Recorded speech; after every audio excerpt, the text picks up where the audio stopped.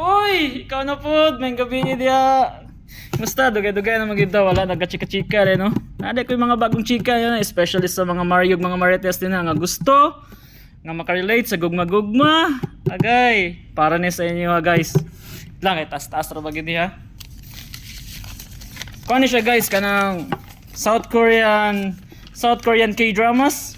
Kanahan ni guys ha. So, taas yung gani guys, nakatape pa na siya ha. So, number 1 of the list, Marry My Husband. Number 2, Dr. Slump. Number 3, My Lovely Runner.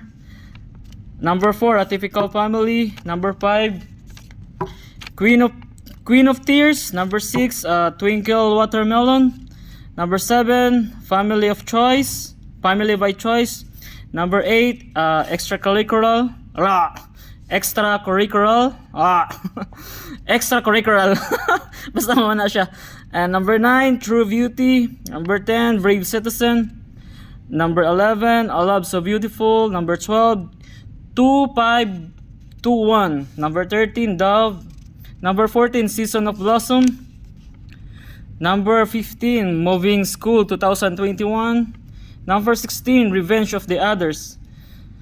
Ada tayo today. Number 17, Andante. Number 18, Live On. Number 19, Rocket Boys. Number 20, Clash of Lies. Number 21, Week of Heroes. Number 22, Happiness. Number 23, Love Scout, sorry. 24, When the Star Gossip. Number 25, The Queen Who Crowned. Number 26, Motel California.